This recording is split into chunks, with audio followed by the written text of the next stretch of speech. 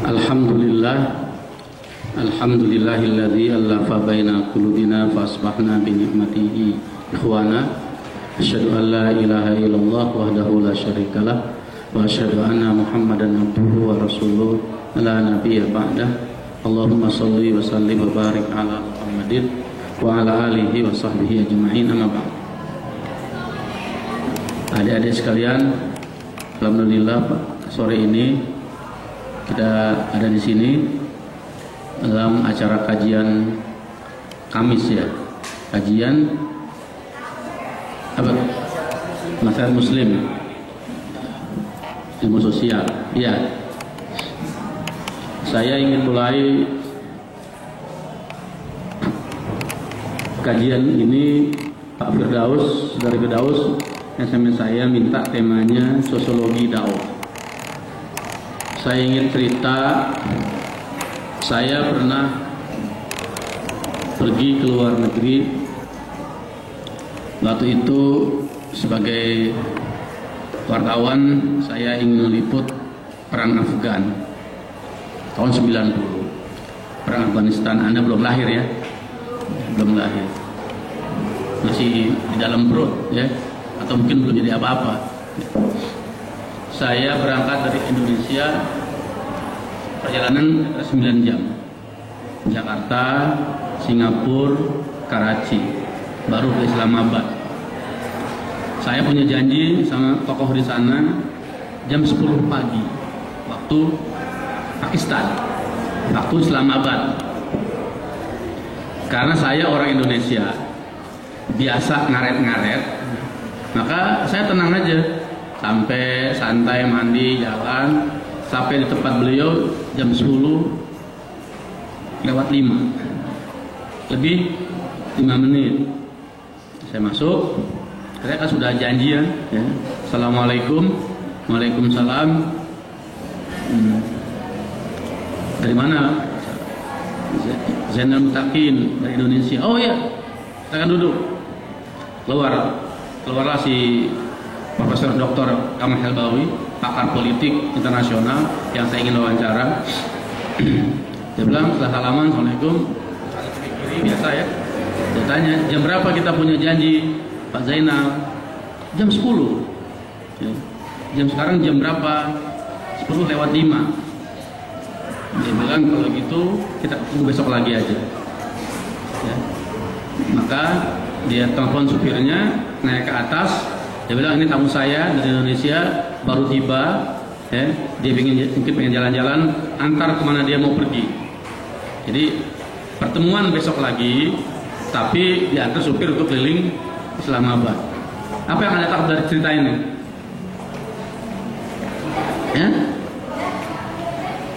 Dia bilang kalau Anda datang seperti ini, tamu saya juga kan sudah banyak daftar antrian. Ya, maka Anda telah menzalimi hak orang lain. Keras sekali dia bicara. Anda kalau datang seperti ini, kalau saya terima Anda sekarang, ya, maka hak orang lain akan terzalimi karena akan pasti molor kan? Molor. Akhirnya orang lain datang on time juga harus ada banyak orang yang haknya terambil. Nah ini saya ingin cerita ini karena inilah tradisi kita. Ya. Boleh jadi kita memang nggak maju-maju karena memang kita tidak pernah terbiasa untuk menghargai hak orang. Saya pernah juga diundang di FISIP UI, alma mater saya dulu kuliah di FISIP UI. Karena yang ada alma mater dengan semangat, dari sebulan sebelumnya dia undang saya pakai surat resmi, lalu kita bikin makalah, macam-macam dikirim. Bayangan saya pasti acaranya serius. Saya ngebut sampai Depok, acara jam 9 pagi sampai jam 12, panel diskusi, keren kan? Saya sampai situ, nanya satu pun mahasiswa itu nggak ada tahu ada di mana. Akhirnya begitu saya ketemu masuk, makanya duduk sapi-sapi ruang acara itu, sebelum saya nggak tahu Pak, acara masuk itu kami nggak ngerti, nggak ada pandu, nggak ada apa, pengumuman. Begitu sudah setengah jam baru ada satu, jam 10 baru dimulai 15 orang. Ya. Bukan soal jumlah, tapi soal penghargaan kepada kepada orang lain.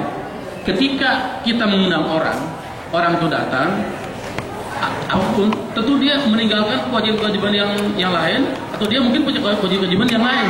Nah, kita wajib untuk memenuhi kebutuhan itu.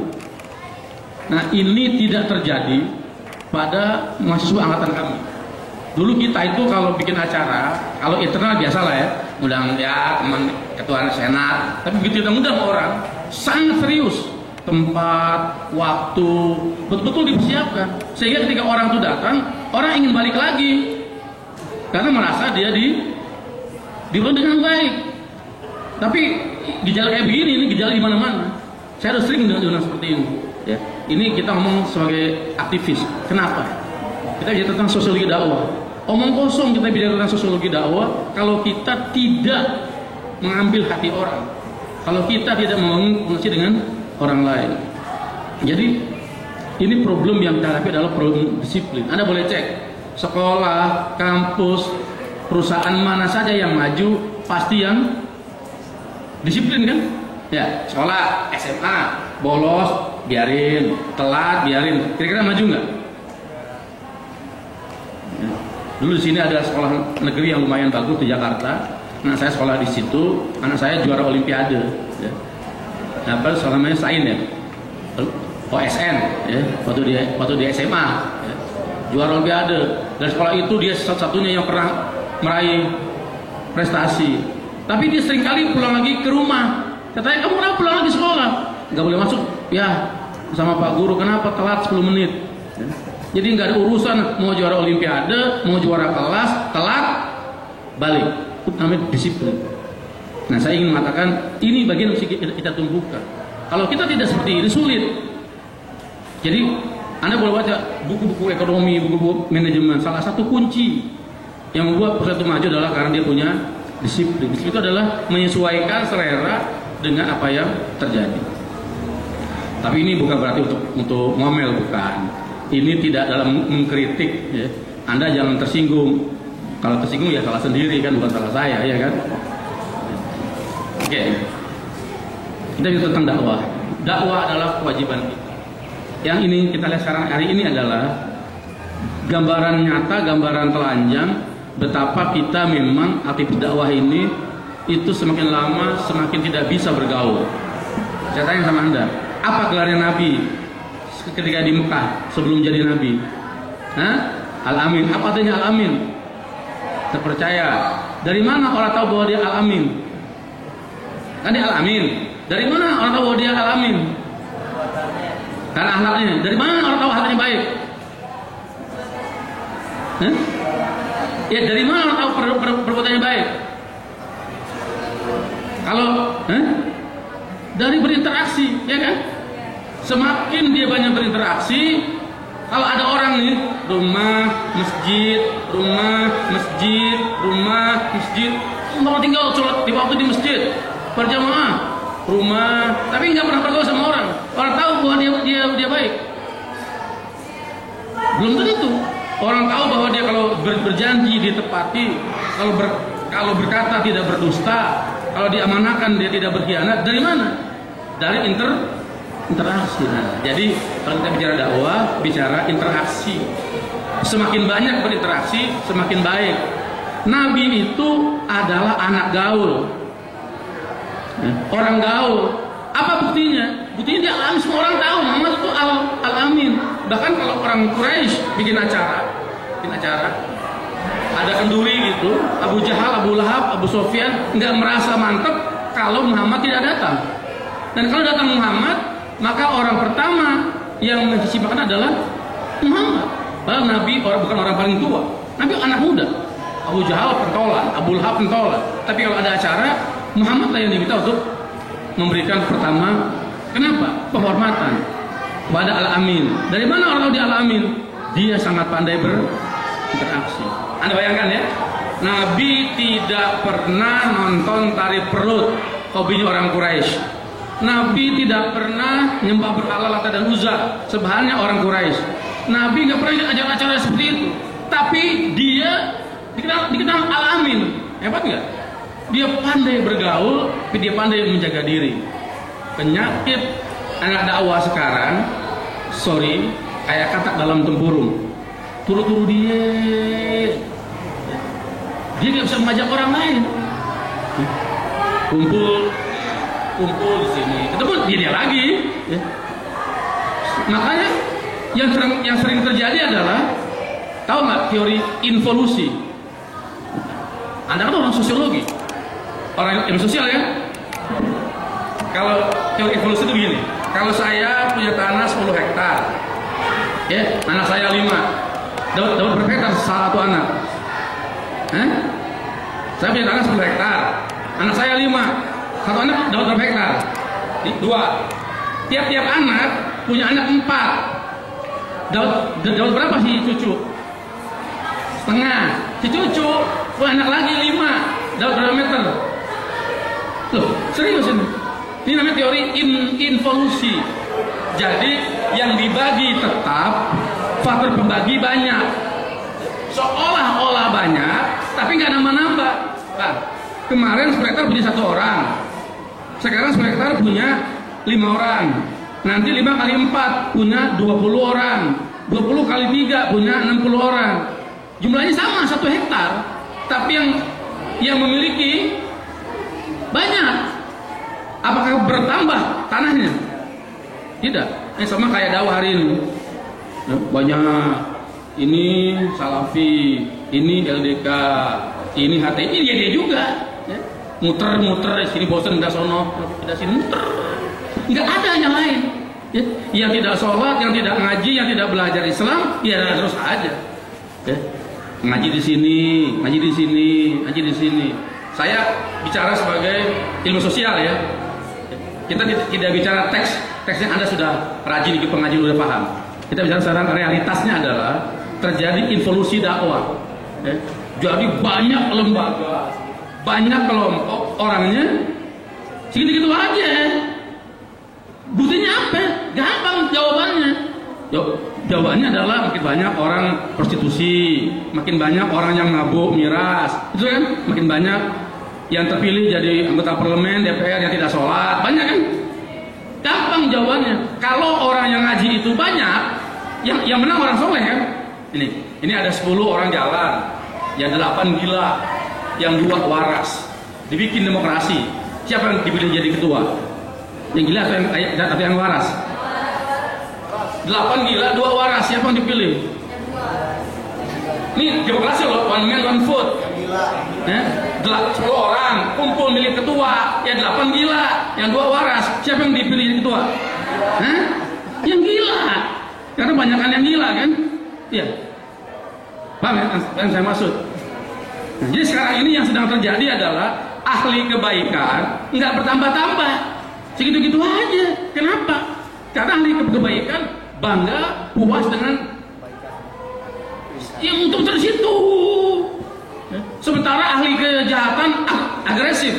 Anda lihat kemarin, habis UN selesai, ya, splash after clash, pesta bikini. Anda bayangkan, bikin pesta begitu berani, pakai medsos, tampil, ya kan? Yang bikin kebaikan berani. Mohon maaf, bikin acara ini nggak ada orang tahu tuh, yang tahu ente aja. Bener nggak? Serius nggak? Kenapa kita tidak mencoba mengajak orang sebanyak mungkin? Nggak? Ini dakwah. Dakwah itu artinya adalah gini. Ini ada satu kampung ada dipisahin oleh sungai 20 meter. Jauh nggak? Jauh. Bikin jembatan. Jauh atau dekat? Dekat. Ya. Kampung, tengahnya sungai lebar 20 meter, panjang.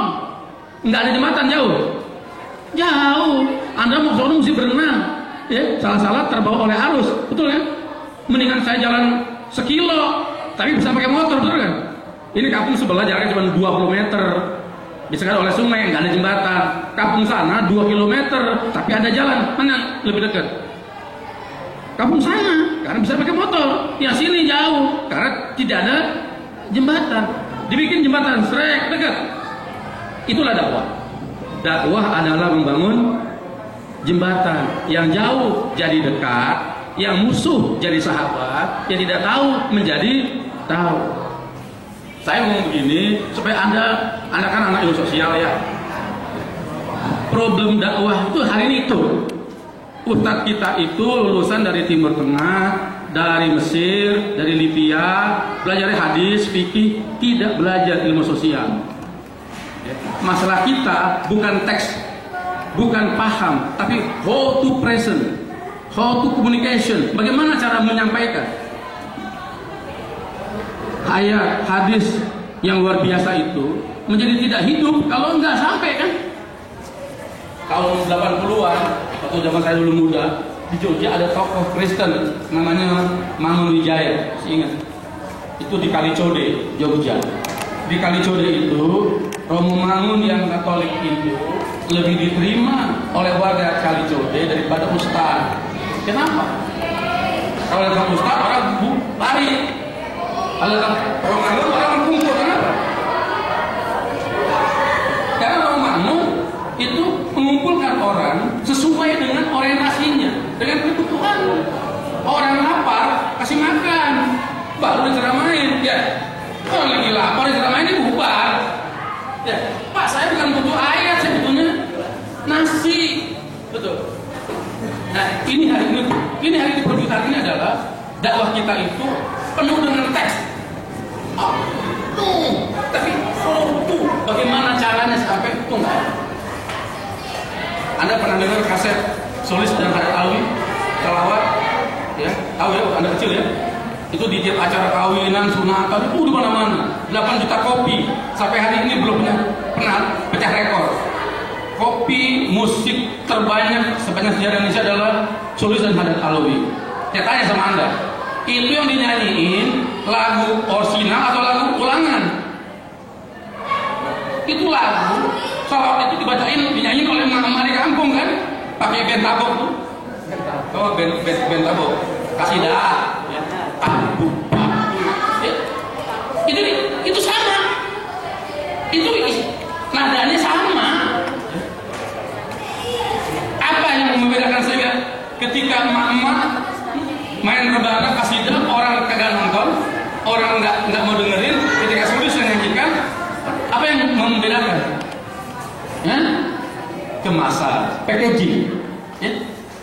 Begitu Solis sama Hadat Alwi suaranya bagus, aransemennya bagus, ya kan, video klipnya bagus. Orang rasanya pengen nih punya, ya. Orang nggak mau tahu lagi apa Syiah atau bukan Syiah, nggak ada urusannya.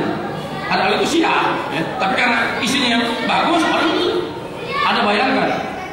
Musuh Sunni ini beli semua kaset itu tanpa tahu itu Syiah atau bukan Syiah. Kenapa? Kemasannya yang dinyanyikan oleh Solis itu, oleh Hadat Alwi itu dinyanyikan oleh emak-emak waktu main rebana. Iya kan? Bedanya ini suaranya bagus, alasan bagus, yang itu suaranya sember, cempreng, asal bunyi. Paham yang saya maksud?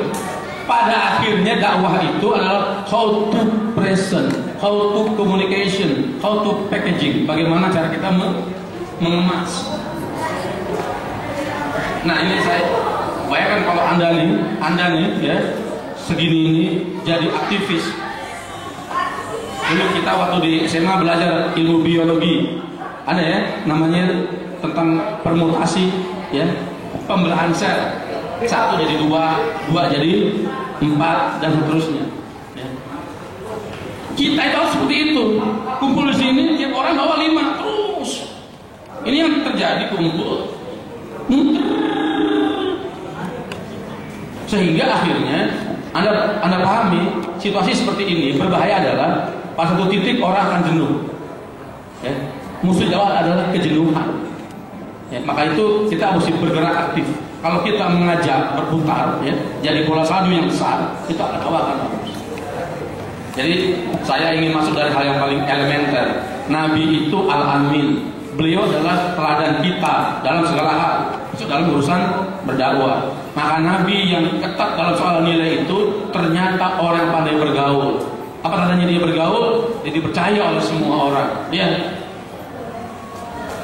Dulu waktu saya divisit begitu, awal-awal itu ya, kalau ada kumpul kawinan, kumpul turu-turu dia. Kalau nggak dikenal, nggak disapa. Assalamualaikum. Ada yang kenal. Kalau nggak kenal, cuek aja, seolah-olah dia bukan muslim. Ya. Padahal hadis mengatakan afsus salam bainakum, sebarkan salam di antara kalian. Kalau Anda masih muda, Anda harus menjadi orang yang sosiologi dakwah itu sederhana. Konsepnya adalah kenapa Katolik Jesuit itu merajalela di mana-mana. Pastor Jesuit harus ngerti sosiologi, harus. Ulama Syiah itu pasti tahu sosiologi. Makanya Syiah, Jesuit yang salah itu oleh orang digandrungi. Kenapa? Karena pintar, pandai dalam cara menyampaikan, mengemas. Islam kita ini tidak, karena begitu masuk kita bicara fikih. Zaman saya dulu, angkatan 80-an, 90-an itu, buku-buku yang beredar itu, buku-buku fikrah, buku-buku yang memberikan spirit untuk kita berdakwah. Bukunya Al-Banna, Said Qutb, Al-Maududi, An-Nadawi. Tapi buku tahun 90-an akhir ke sini itu buku fikih. Buku fikih. Ya. Sifat sholat Nabi, cara berwudu, ya. Sehingga yang ribut adalah hal-hal yang sifatnya khilafiyah, fikhiyah yang nggak selesai. Bicara fikroh itu bicara menyatukan, bicara khilafiyah, bicara perbedaan. Ya. Kalau itu orang celaka, tapi kalau mahasiswa begitu bodoh. Kenapa? Dunia ini sekarang adalah eranya bukan era berpisah, era yang namanya merger. Ya. Dulu Nokia jagoan kan? Iya. Sekarang Nokia jagoan kan? Dia sudah merger dengan Microsoft kan? Ya. Pesawat Boeing, ya, sama Airbus. Dulu bertengkar, beda sekarang bermerger. Karena itu tren dunia ini adalah saling mendekat. Nah, yang menarik ketika dunia makin mendekat, umat Islam makin berpecah. Ya tadi saya bilang, jamaah gitu-gitu juga. Dulu cuma ada NU, Muhammadiyah, Persis, ya. Terus bila saya muncul Tarbiyah, Dewan Dakwah. Sekarang muncul Salafi, HTI, ya. Gini juga orangnya. Pindah sono, pindah sini, nggak nambah-nambah. Yang tidak tersentuh oleh dakwah itu tambah banyak. Makanya begitu dibikin, contoh sekarang, misalnya dibikin acara pilih tokoh, mestinya dipilih yang orang tidak soleh. Ya soleh cuma segini. Satu fakultas FIS UNJ ngaji segini yang datang dari berapa ribu? 0,00 sekian persen. Jadi kalau kita kalah, pantas. Kenapa? Cuma dikit. Demokrasi kan one man, one vote. Ya, maka tugas kita adalah memperbanyak barisan. Iya kan? Kalau kita banyak barisan, kan tadi 10 orang jalan, 8 gila, 2 waras. Kita bikin supaya yang waras 6. Ya, menang ya yang 6. Ya menang. 7 tambah lagi. Kalau yang waras cuma 2, yang 8 gila, ya menang yang gila-gila terus. Bisa ditangkap, bisa dipahami. Nah, Anda ini anak ilmu sosial, jadi Anda punya kekuatan besar. Dulu saya waktu muda itu ada dulu namanya Profesor Dr. Deliarno, mantan rektor IKIP, rektor Anda sebelum jadi UNJ. Dulu namanya IKIP Jakarta, baru jadi UNJ.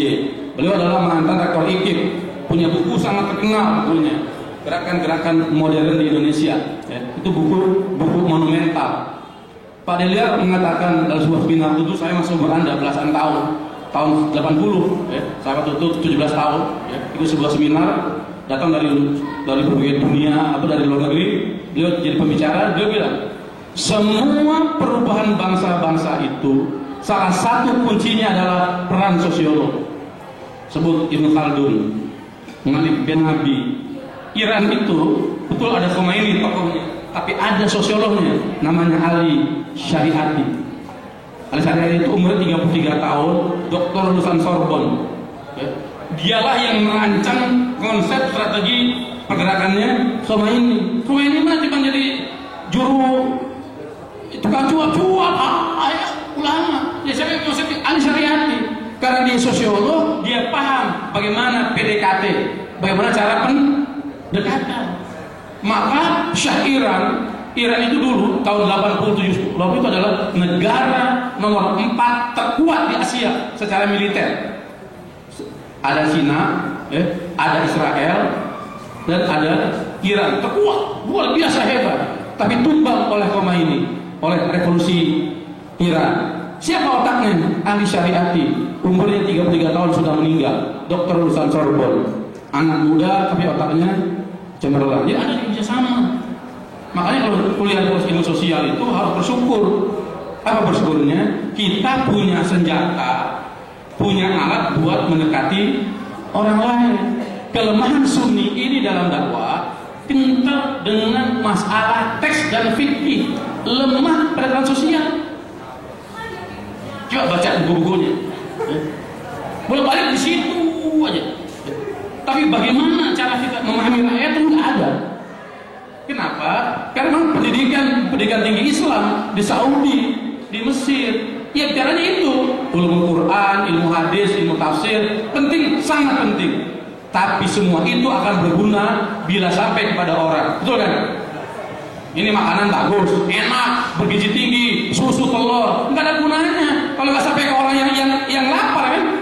Ini bergizi tinggi, telur, susu, tapi yang lapar nggak dapat, ya nggak ada gunanya. Ya, ini berguna kalau sampai kepada yang lapar. Halo, paham nggak? Ya, Anda harus paham. Saya senang, saya capek loh, tapi kalau buat anak muda saya semangat. Kenapa? Kalau Anda mau berubah, mau jadi barisan, itu sangat luar biasa. Tapi kalau Anda, mohon maaf, ya, senang dengan diri sendiri, puas berputar dalam orbit sendiri, ya begini-begini aja. Jadi kita harus cerita tahun 55 itu ada pemilu pertama Indonesia, ya. Pemilu pertama Indonesia tahun 55. Betul bisa dalam buku. Siapa yang menang? Siapa yang menang? Baca buku nggak? PNI 22,42%. Nomor 2 Masyumi 20,92%. Beda 1,5%. Nomor 3 NU 17,30%. Nomor 5 nomor 4 PKI 13,sekian%. Itu dari segi suara. Dari segi kursi sama, Masyumi 57, PNI 57. Kenapa sama? Karena Masyumi nomor 2 suaranya, tapi menang di 10 dapil dari 15 dapil. Jadi 66% itu pegang oleh Masyumi. 3 dapil dimenangkan oleh 2 dapil oleh NU, 3 dapil oleh PNI. Jadi PNI menang secara total suara, itu cuma menang di 3 dapil, Jawa Tengah, Bali, ya, sama Sumatera Selatan. NU menang Jawa Timur dan Kalimantan Selatan. Sisanya Masyumi. Turun sekarang. Zaman Soeharto jangan sebut, karena itu monolit, ya, Orde Baru. Sekarang reformasi. Yang kemarin terakhir siapa nomor 1? Yang kemarin pemilu 2012, PDI. Nomor 2 Golkar. Nomor 3 Gerindra, ya kan? PDI, Golkar, Gerindra. Partai Islam kemana? Ya, nggak ada. Ada. La yahya wa la yamut. Tidak mati, tidak tidur. Pelengkap penderita. Pelengkap penderita. Ya, nomor 1 PDI, nomor 2 Golkar, nomor 3 Gerindra, ya. Makanya pada Islam tidak punya calon kan? Aneh. 55 ketika zaman masih tradisional itu Masyumi menang di 10 dapil. Sumatera semuanya Masyumi kecuali Sumsel. Maluku Masyumi, Sulawesi Masyumi kecuali Sulawesi Utara, Manado. Kalimantan semuanya Masyumi kecuali Kalsel, NU. Bali, Nusa Tenggara, NTT, NTB itu Masyumi kecuali Bali. Jadi Masyumi menang di 10 dapil dari 15 dapil. Sekarang saya tanya, adakah satu partai Islam yang menang di 1 dapil? PKS? Enggak. Ya, enggak ada. Jadi apa yang Anda bayangkan dari ini? Terjadi promosi atau degradasi? Degradasi. Kenapa? Tadi jawabannya. Kenapa degradasi? Karena yang baik-baik segitu-gitu aja. Yang nggak baik berputar banyak, sehingga terjadilah anak-anak Masumi jadi pendukung Partai Merah. Ya, sementara anak-anak Partai Merah tetap aja pendukung partai. Ya, ini yang sekarang terjadi. Yang dulu bapaknya kayak itu tokoh Masumi, aktivis Partai Islam, itu sekarang anak cucunya ada yang di merah, ada yang sini. Sementara yang tadinya merah, ya tetap merah. Kalau kita menyebut merah dan hijau gitu ya. Kalau kita merah dan hijau, kira-kira begitu.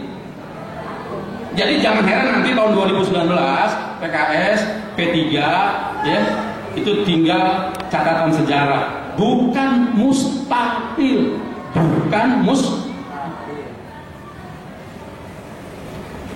Kenapa? Ya ini jawabannya. Yang ahli dakwah, ahli kebaikan, puas dengan temannya sendiri, puter. Sementara yang ahli sekuler aktif, ya pasti kita kalah. Bayangkan kalau setiap kita ini, setiap Anda ini aktif mengajar, nambah terus. Nih, acara hari ini Kamis nih 30 orang lah anggap. Nanti depan 100, 200. Suatu ketika udah kegamuan. Ya, jadi suatu ketika kita bicara tentang Islam, orang dengar. Ya. Ini kan soalnya adalah soal one man one vote. Kita tidak bicara demokrasi secara hukum. Ya, itu bagian orang lain. Tapi begitu negara memilih jalan demokrasi, mau tidak mau kita harus memenangkan suara orang. Mau tidak mau dakwah mesti melebar ke banyak orang. Gini. Yang pertama, kalau bisa orang itu sama dengan kita, ngaji benar. Ya, satu. Yang kedua, sekurang-kurangnya kalau nggak bersama dengan kita, mendukung kita, support, fasilitas, uang, dana, macam-macam. Ya. Yang ketiga, kalaupun tidak mendukung kita, minimal mendoakan kita. Ya, dia nggak batu ulang, tapi dia mendoakan kita. Yang keempat, minimalnya tidak mendukung kita, tidak doain kita, tapi tidak memusuhi kita. Itu minimal. Ya, yang pertama seperti kita, barisan dakwah. Yang kedua, nggak seperti kita, tapi mendukung kita. Yang ketiga, tidak seperti kita, tapi ikut mendoakan kita. Yang keempat yang paling minim, tidak seperti kita, tidak dukung kita, nggak doain kita, tapi tidak menjegal dan musuh kita. Apa kuncinya? Bergaul. Iya kan? Oh jangan, dia gua sama dia beda, tapi dia orang baik, jangan musuhin. Gitu kira-kira. Saya dulu punya pengalaman tuh, saya di kuliah di FISIP. Saya terus gini. Ya, jadi kalau saya duduk di kursi, itu kan kiri pasti kosong. Anak perempuan nggak ada yang berani duduk sampai kiri, karena dia tahu jenengan nggak suka ada anak perempuan. Ya. Mereka tahu FISIP tuh fokus ilmu sosial tuh fokus paling sekuler. Ya. Yang bahasa Comte, apalagi itu Durkheim, Weber, ya. Nah, gitu-gitu dah pokoknya. Saya udah hafal tuh yang begitu. Ya. Sekuler. Tapi kalau saya duduk, tapi kalau mereka punya problem soal keluarga, soal pacar, pasti dia bilang, nah, gue mau konsultasi nah. Jadi kita ini orang yang berbeda, tapi dicintai. Orang butuh kita. Itu penting. Ya sekarang ini terjadi, orang tidak kenal kita, orang musuhin kita. Soalnya, dia mah, gue yang mendidik dia doang, gak mau sama kita. Kita dianggapnya kelasnya beda. Ya, ini apa? Kelompok Ahlul Jannah, ini yang lain. Kira-kira begitu, kira-kira. Dulu saya pernah ngisi pengajian di FISIP ini, FISIP UI. Awalnya pada pakai hitam semua. Hitam. Yang enggak pakai hitam, yang enggak pakai jilbab masuk, keluar lagi. Saya ketawa aja. Terus saya tanya, tuh, lihat nggak? Anda tanpa sadar tujuannya jadi dai, tapi tanpa sadar Anda soddu an sabilillah, menghalangi orang dari jalan Allah. Gara-gara ente orang bubar pengajian. Paham sama saya? Karena orang besar itu semua, wah yang lain. Maka dulu tuh zaman saya dulu di kampus tuh ada burung dara, ada burung gagak. Gagak itu hitam-hitam tuh. Nah kalau hitam-hitam ini berarti udah kelas berat.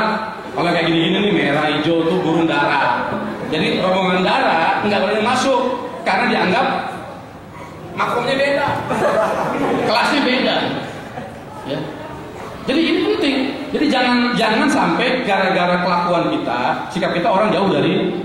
Ingat, dakwah itu membangun apa? Jembatan. Sekarang ada satu kampung, guyup satu kelurahan, guyup rame, tiba-tiba ada tanah longsor atau melekat, cus.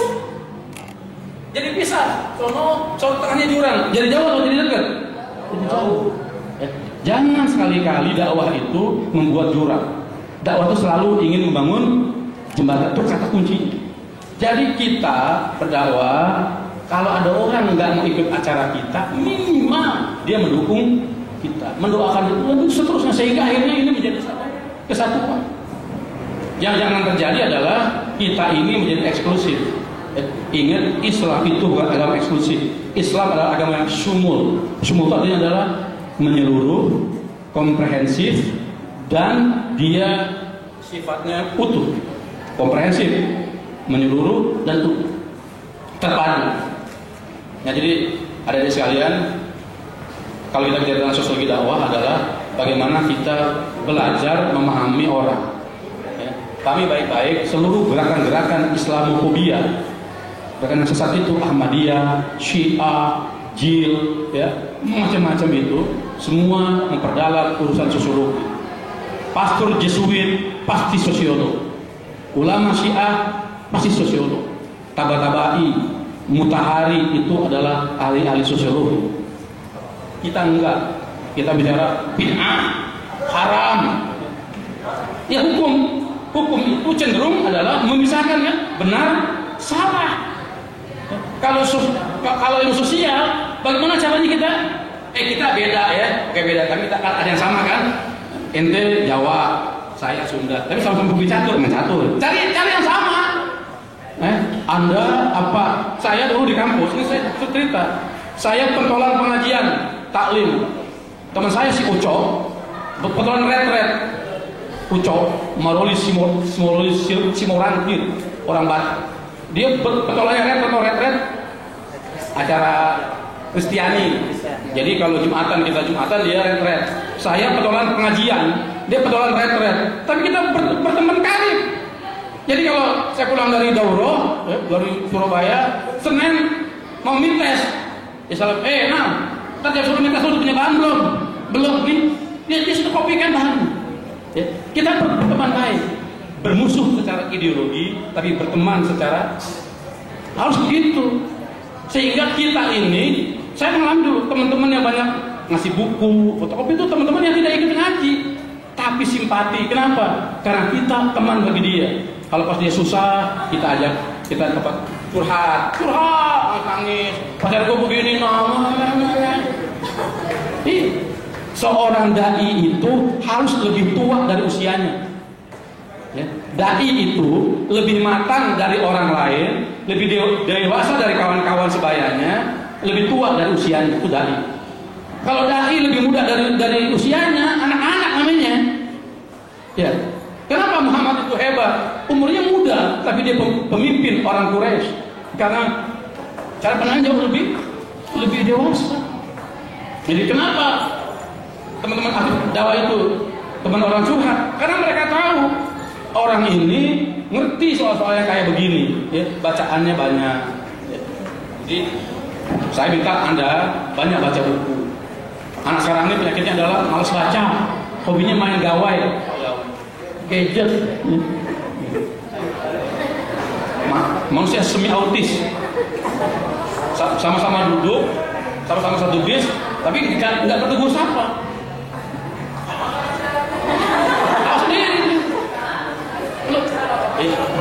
Bukan Anda sih beda tipis maksudnya.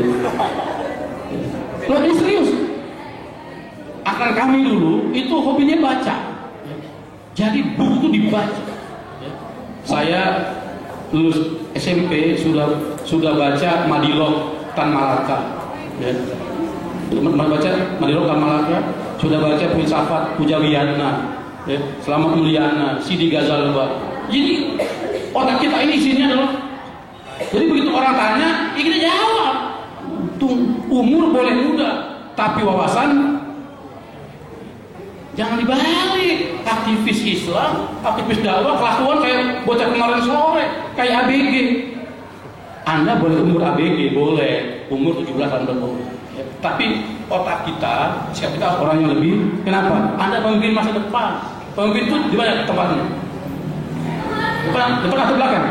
Depan. Ya. Jadi pemimpin itu orang yang melampaui zamannya. Dia lebih cepat dari orang lain cara memahami persoalan. Makanya jadi imam, jadi pemimpin di depan. Jadi saya sarankan anak Anda banyak baca buku ilmu sosial. Yang kedua, banyak bergaul. Kita punya prinsip begini, pakai jilbab, ngaji, tapi berteman sama siapa saja. Sehingga orang merasa kita adalah teman yang terbaik buat dia. Jangan sampai terjadi kita ini sekarang yang jadi masalah. Kita ini dimusuhi orang bukan karena keyakinan, karena kelakuan. Saya ulang ya, Rasul itu dimusuhi keyakinannya, bukan kelakuan. Kita hari ini dimusuhi karena kelakuan, bukan keyakinan. Kenapa? Karena tadi eksklusif, temennya dia aja, ya. Kan begitu kan itu yang orang bilang. Saya tadi mas nggak bisa bergaul sama kita. Ya. Saya dulu di fisik tidak pernah ikut pantomim, nggak ikut teater. Ya. Kita biasa, tapi kita bergaul sama orang. Ini pimpinan teater, ini pimpinan pantomim, ini pimpinan retret. Semua adalah teman-teman kita. Tempat kita bertukar pikiran. Maka saya bilang, mereka tidak seperti kita, minimal mereka tidak memusuhi kita. Dan saya bilang, saya kemarin ngisi training, ngisi daurah, yang ngasih bahan buat ujian bukan teman pengajian, si Ucok, baik dia. Buat lo nih, udah fotokopiin tinggal baca, kurang apa coba? Ya, karena hubungan kita adalah hubungannya. Kita beda secara keyakinan, tapi kita tetap teman. Ya, karena pada akhirnya dakwah itu butuh teman. Contoh, ketika Rasul dakwah ke Taif, berharap disambut oleh orang Taif, ya kan? Tapi apa yang terjadi? Nabi disambiti kan? Sampai sahabat luka-luka parah kan? Pada saat yang kritis, Nabi masuk ke kebun milik Mut'am bin Adi. Mut'am tokoh di Arab, di sana pada waktu itu. Di sana ada berlaku satu budaya namanya kayak sini kayak budaya Siri. Ya, orang masuk ke rumah kita berarti dia sama kita minta perlindungan, harus kita jaga. Nabi masuk ke kebunnya Mut'am bin Adi. Ketika mau dikejar, Mut'am nahan. Nggak boleh. Ini kebun saya. Orang itu berlindung pada saya. Nah, ditanya oleh orang Quraisy, ya Mut'am, engkau muslimun anta mujirun. Engkau ini muslim atau sekedar penolong? Penjamin. Dia bilang, bal ana mujir, saya sekedar menjamin, bukan muslim. Maka kalau Mut'am yang jamin, Nabi selamat. Orang-orang itu tidak berani mengejar Nabi, ya, menggunakan cara orang untuk kemaslahatan dakwah kita. Nah, jadi adik-adik sekalian, ini tadi yang banyak akhwat ya, begitu setengah jam baru banyak yang ikhwan. Biasa, dari dulu begitu. Jadi kalau pengajian yang betul pasti perempuan yang laki sedikit. Ini pertanda dakwah belum berjalan bagus. Kenapa? Zaman saya dulu, ngaji itu ya awalnya di belakang. Kenapa coba? Karena ada itu kawan pemimpin, ya, pemimpin dia harus pemimpin, dia mesti. Jadi salah satu sekarang kalau Anda mau tahu, kalau kita mau jujur melihat, kenapa dakwah kita itu makin merosot? Karena semua pengajian yang ramai emak-emak, ya, yang bapak-bapak nggak ada kan? Jangan emak-emak, di kampus pun sama, yang banyak mahasiswa. Ya, ini tanda generasi kita akan maju kalau muncul kaum muda. Ya, Anda baca dalam sejarah, pernah nggak Anda temuin Nabi yang proper tuh orang tua? Ibrahim muda atau tua? Waktu jadi Nabi muda. Musa muda. Isa Nuh Yahya semua muda. Makanya ada Ashabul Kahfi Innahum fityatun amanu bi rabbihim wa zidnahum huda. Mereka adalah anak muda yang beriman kepada Allah ya, dan Allah tambah hidayah. Jadi anak muda itu adalah pelopor kebangkitan. Anda semua ini. Saya walaupun capek kayak apa, anak muda saya datang. Tapi kalau minta ibu-ibu pengajian orang tua ya. Sebenarnya kalau cari duit tuh senang sama ibu-ibu. Ibu-ibu tuh gampang duitnya. Saat bawa buku, wah sabar. Ibu duitnya banyak belanja. Tapi ibu-ibu tidak pernah merubah apa-apa. Ngaji hari ini, bukan depan, temanya sama, enggak protes. Kenapa? Karena yang paling penting buat dia adalah rekreasi spiritual, kumpul, kongko, jalan. Tapi kalau laki-laki, hari ini bahas, minggu depan sama, bubar. Laki-laki perlu pencerahan. Makanya itu kalau mau maju, buat ke Daus teman-teman, banyaknya laki-laki. Dengan sendirinya, ya akhwat akan datang. Kenapa coba? Karena banyak jumlah akhwat dapat jumlah laki-laki. Kalau dulu garap akhwat laki-laki datang, bunga mencari kumbang mencari bunga. Kalau sekarang bunga bercanda. Ya. Jadi saya ingin mengatakan kepada Anda, kalau kita bicara tentang sosiologi dakwah, satu kata kuncinya adalah kita mesti hafal betul problema yang ada di masyarakat, dan Anda punya ilmu itu. So selama ini kenapa dakwah kami ini jauh? Dulu saya ingat betul ya. Dulu itu masjid pusat kegiatan masjid kampus. Bandung sama ITB, Jakarta ARHUI dan Atakwa, ini Jogja Salahuddin, ya itu masjid kampus semua. Sekarang tidak. Sekarang masjid kampus yang datang dulu saya waktu kecil nggak marem, nggak mantep kalau nggak sholat Jumat di masjid ARH atau HUI. Kalau sholatnya di ARH keren, masjid intelek, masjid. Jadi itu dulu jadi identifikasi. Masjid kampus adalah masjid perubahan, masjid tempat peradaban di situ. Sekarang tidak lagi. Kenapa? Karena tadi fungsinya sudah berubah. Maka saya mengajak Anda, ini anak FIS ya, tingkatkan ilmu Anda, praktekkan dalam dunia kenyataan, banyak-banyak membangun jembatan. Jangan sampai kita kena tadi penyakit involusi. Tahu involusi ya? Yang dibagi tidak bertambah, faktor pembaginya tambah banyak. Sekarang ada LDK, ada HTI, ada ini. Nanti kawan-kawan nggak tahu banyak lagi. Tapi yang direbut itu juga, pindah sono, pindah sini. Kan berantem itu. Yang tadinya temen berantem gara-gara beda. Udah gak zamannya.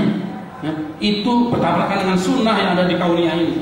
Sunnah kaunia ini semuanya itu bekerja sama, bertahun untuk mencapai harmoni. Jadi siapa saja yang hobinya adalah bertengkar, nggak awet.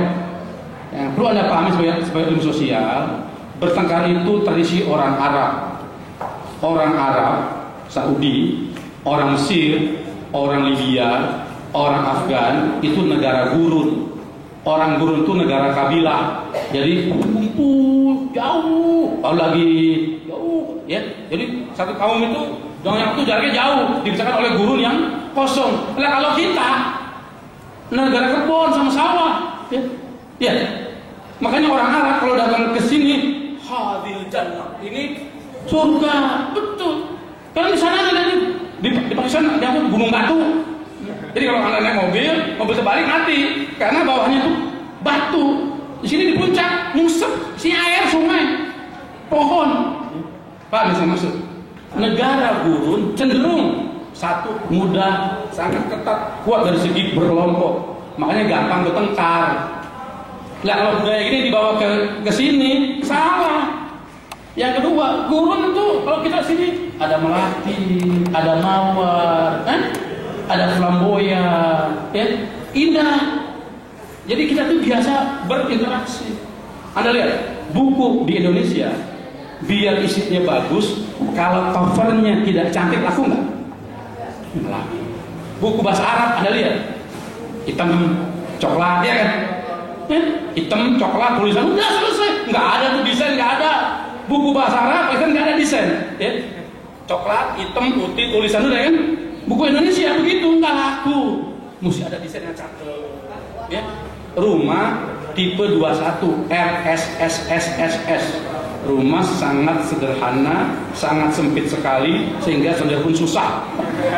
Saking jeleknya itu rumah, saking murahnya, tapi pintunya gaya Spanyol, jendelanya gaya Turki gitu ya.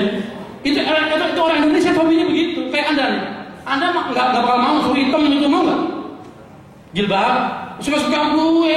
Ada yang hijau, ada yang krim, ada yang kembang-kembang, ada yang biru. Ya, ini cuma 20 orang aja udah aneka. Kalau Arab cuma 2, hitam, udah. Ya, putih. Saya ingin mengatakan bahwa kalau budaya itu dibawa ke sini pasti berantem. Dan itulah sekarang terjadi di Indonesia. Dibawa oleh HTI, oleh salah itu adalah budaya Timur Tengah. Terjadinya apa? Ribut, nggak kelar-kelar. Kita ini bangsa tropis. Itu hobinya di saung begini. Kalau di Sunda tuh denger si kabayan. Iya kan? Kalau di Padang denger ya. Coba Anda lihat, orang Arab kalau dengar suling, dengar orang Sunda, asik kan? Di saung, ada pohon kelapa, mana es kelapa hijau, ya kan? Betul nggak? Iya, di Arab nggak ada begitu, nggak ada. Jadi jangan kita orang sosial harus pakai otak. Anda punya kelebihan, baca. Nah, ini yang sekarang jadi problem. Ini yang ditransfer dari Timur Tengah ke sini, sehingga akhirnya adalah konflik. Karena kita mencari perbedaan, bukan persamaan. Kita ini kalau nyaris beda, pasti beda. Saya punya anak 6, yang paling khusus di sini kuliahnya, semester 2, ya, di sini.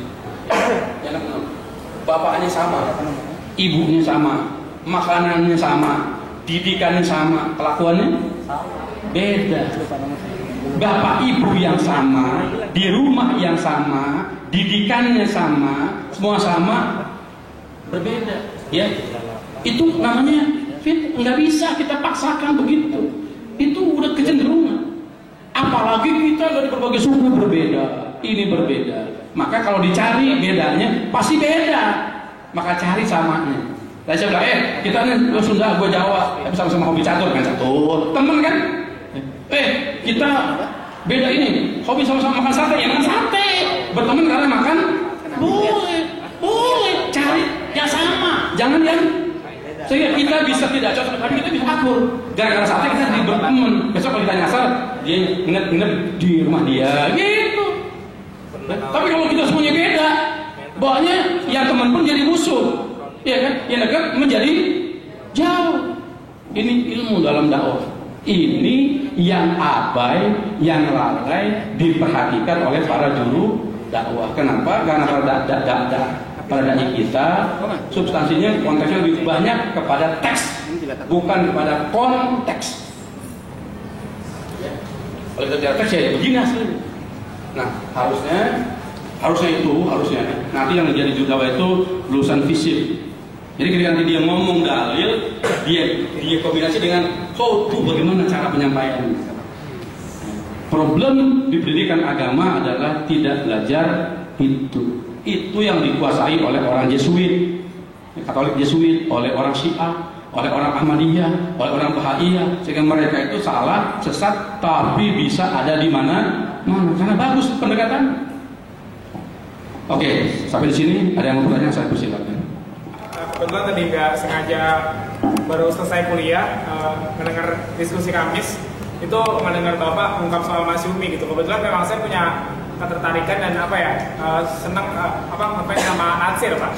Gitu, belum lama ini saya baca bukunya dia tentang Islam sebagai ideologi negara, di mana perdebatan dia di Majelis Konstituante bersama Soekarno tentang dasar negara, Pancasila atau Islam. Nah, artinya memang Pak, ini mungkin di luar sosiologi dakwah ya Pak. Saya bicara sejarah di sini memang. Ketika itu Natsir yakin gitu, kenapa Masyumi sampai menang di 10 dapil tadi kata Bapak gitu, karena memang saat itu jiwa Islam masih kuat. Kita tahu organisasi pergerakan pergerakan nasional adalah Serikat Islam, organisasi agama ya. Artinya memang ketika masa-masa pasca kemerdekaan itu Islam masih kuat, jiwa-jiwa Islam masih melekat di masyarakat Indonesia. Tapi setelah itu ada depolitisasi Islam, salah satunya pembubaran Masyumi oleh Soekarno sebelum kelengserannya dia. Nah, pas Orde Baru dipikir mungkin Soeharto lebih pro sama Islam, tapi ternyata enggak. Justru Soeharto punya taktik yang lebih licik, yaitu memisahkan Islam politik dan Islam ritual. Artinya memang untuk mematikan Islam, caranya gampang. Buatlah Islam sebagai hal yang privasi. Artinya ada privasi agama di situ. Hal-hal yang pribadi itu dianggap sebagai agama, tapi pemerintahan jangan Islam. Nah, ada bentuk depolitisasi dari Orde Baru. Makanya ketika pasca reformasi muncullah partai-partai kayak macam PKS dan P3 ya kembali menggaungkan soal Piagam Jakarta. Artinya memang itu bentuk repolitisasi Islam, karena sebelumnya pasca Orde Baru Islam dimatikan, gitu Pak. Nah tadi sepakat juga omongan Bapak terkait orang kadang benci kita karena kelakuan kita, bukan karena ideologis gitu. Nah ini mungkin yang perlu kita pelajari teman-teman sebagai orang Islam hari ini. Berdakwahlah dengan cara yang baik gitu. Artinya memang kita nggak bisa pungkirin, apalagi di FIS gitu kan. Di FIS itu beragam teman-teman. Artinya nggak bisa kita berdakwah kayak ngeguruin gitu. Bertemanlah dengan siapapun. Saya sepakat banget sama Pak Ustadz tadi ya. Terus juga saya ini Pak diskusi aja sama teman-teman. Ini saya pernyataan sih, lebih pernyataan. Saya lihat Bapak juga cukup progresif ya sebagai orang Islam di sini. Artinya memang Islam itu nggak hanya bicara pahala dosa, tapi kalau kata Jamal Afghani yang menggerakkan Pan-Islamisme saat itu di Timur Tengah, dia bilang bahwa Islam itu perlawanan, gitu.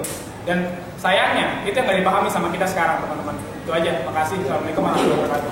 Minggu lalu ada sebuah diskusi di Kompas menghadirkan JB Kristiani, pengamat dari CSIS, dan Yusuf Wanandi, kakaknya Sofyan Wanandi, Lim Bian Ki, tokoh PMKRI, mereka masuk Katolik Kristen Republik Indonesia. Sofyan dan Yusuf Wanandi ini dulu binaan di Timur Dani, ya, sama Ali Tokoh di Orde Baru. Nanti Anda baca. Tapi ada yang menarik. Dia bikin statement. Dulu di masa Orde Lama, Partai Kristen Indonesia, Parkindo, dan Partai Katolik tidak mau berkoalisi dengan partai manapun kecuali Masyumi. Saya ulangi, kami Partai Katolik Kristen tidak pernah mau dengan PKI, PSI nggak mau, maunya dengan Masyumi. Kenapa? Karena hanya Masyumi yang bisa dipercaya. Ini serius ini. Pak Nasir itu Perdana Menteri, rumahnya ya sisa rumah jabatan. Agus Salim itu Menteri Luar Negeri, tepatnya itu tempat kumpul anak muda di Tanah Tinggi. Itu kalau hujan segini airnya, jadi rapatnya di atas kursi begini. Karena rumahnya banjir, nggak kayak anak sekarang. Baru ketua DPR, anggota DPRD aja. Ini serius. Mereka bilang kami Partai Katolik, Partai Kristen tidak mau koalisi di masa Orde kecuali dengan Masyumi. Kami beda secara ideologi, kami beda secara agama, tapi kami butuh teman yang dipercaya. Masyumi tidak pernah berkhianat kepada orang lain. Itu kata kunci. Apa tadi? Itu karena kelakuannya hebat. Anda tahu Aidit? Siapa Aidit? Ketua PKI. Ketua PKI itu namanya Aidit. Ketua Masyumi namanya Natsir. Rapat di konstituante. Anda tahu? Itu kalau lagi break, si Aidit ini sangat suka bikin kopi buat Pak Nasir. Dia bangga bisa bikin kopi buat Pak Nasir. Bermusuhan di sidang konstituante. Yang satu adalah Sosial Demokrat, komunisme, kan PNI Pancasila, PKI Sosial Demokrat, Masyumi Islam. Tapi begitu break, itu Aidit itu hobinya bikinin kopi buat Pak Nasir. Terus saya masuk karena kemuliaan akhlak. Jadi Nasir itu orang yang dicintai. Tahun 71 habis PKI hancur Indonesia, semuanya inflasi, harga naik semua, gila-gilaan. Maka Soeharto datang minta ke PM Jepang, namanya Kakue Tanaka, itu orang Shinto, ya, paganisme, minta supaya Jepang investasi di Indonesia untuk menciptakan pertumbuhan ekonomi. Kan habis PKI hancur ekonomi kayak sekarang begini, ya, supaya jangan banyak pengangguran, perlu pabrik, perlu bisnis. Maka Jepang yang untuk tumbuh diminta oleh Soeharto untuk nanam investasi di Indonesia. Kata Tanaka, teman baik-baik, saya Jepang hanya mau masuk Indonesia jika ada surat dari Mr. Muhammad Natsir. Waktu itu Natsir sedang diisolasi oleh Orde Baru Soeharto, nggak boleh ikut partai politik, tahanan kota. Tapi Tanaka bilang Soeharto nggak dipercaya, menteri nggak dipercaya, cuma Natsir yang dipercaya oleh Tanaka. Nasir yang sedang isolasi bikin surat. Tadi dibilang oleh Soeharto bikin surat. Suatu itu musuhnya. Suatu adalah orang yang menzalimi Natsir, tapi demi rakyat Natsir ke surat ke Tanaka supaya Jepang masuk. Muncullah yang namanya Sanyo nasional, ya itu urusannya Natsir. Kenapa? Tanaka sangat kagum dengan Natsir pada dia jadi menteri penerangan, sama-sama jadi menteri penerangan, berkunjung ke Indonesia. Natsir pakai jas yang bertambelan, menteri penerangan jasnya tambelan. Justru bukan dia hina, orang jempol betapa jujur dan sederhananya orang ini.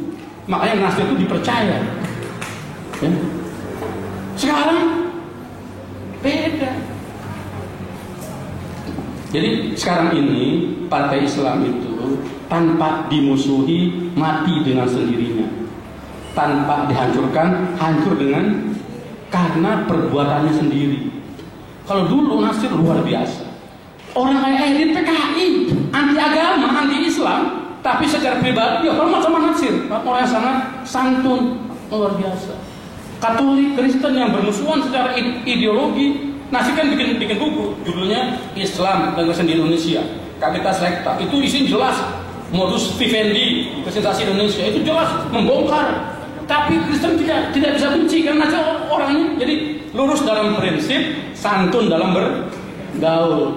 Kalau kita sekarang ini prinsipnya gampang dibeli, tapi dalam bergaul kayak paling suci, seolah dia yang pemilik surga, yang lain kagak. Enggak begitu. Saya pernah, ini saya terus nih. Saya ini pentolan, ya. Kami dulu awal bersama dengan Ustaz Almarhum Rahmat Abdullah di Tenggara. Terus saya isi training di Pemkot Tangerang. Ada pelatihan, saya isi. Tiba-tiba saya ditelepon oleh seorang aktivis partai Islam. Pak Jena, nggak boleh masuk ke Tangerang tanpa izin kami. Ini wilayah kami. Saya naik darah, saya orang Banten. Saya ini dulu sih tukang berantem. Saya telepon ketua DPW Banten itu masih sepupu saya. Saya bilang, itu siapa yang namanya ini? Oh, itu kan, itu anggota DPRD dari kota Tangerang. Lu urus dia, jaga mulutnya, atau gua gampalin ke orang kurang ajar. Soknya itu luar biasa. Merasa dia lah pemilik ke, nggak boleh. Dalam dakwah itu gini, wakafina walaisa minna, wakamina walaisa fina. Prinsip. Ada banyak orang yang tidak dalam barisan kita, tapi sama dengan kita di sini. Di luar sana banyak. Ada banyak orang yang bersama dengan kita di sini dulu, visinya beda. Ada orang. Jadi jangan gampang menjudge orang. Dakwah itu selalu adalah membangun jembatan. Kalau nggak bisa sama kayak kita, minimal dukung kita. Kalau nggak mau dukung, doain kita. Nggak mau doain, jangan musuhin kita. Itu minimal prinsipnya dakwah. Ya, oke. Jadi saya mengajak Anda, kalau Anda mau ikut, kami tiap hari Jumat di Masjid At-Tauhid UI, tiap sore, asar kita bikin kajian fikih sosial. Ini maksudnya. Saya ingin mengembalikan Islam pada ruh sosialnya. Yang sekarang dicabut dari Islam adalah Islam dijadikan seremonial dan ritual yang syarat, sehingga akhirnya kita lari dari konsep-konsep sosial. Akibatnya sosial itu diambil oleh jin, diambil oleh Syiah, diambil oleh macam-macam. Kita semua ketinggalan. Jika ada yang mau hadir silakan nanti hari Jumat sore kita bikin kajian rutin di Masjid Air Awi.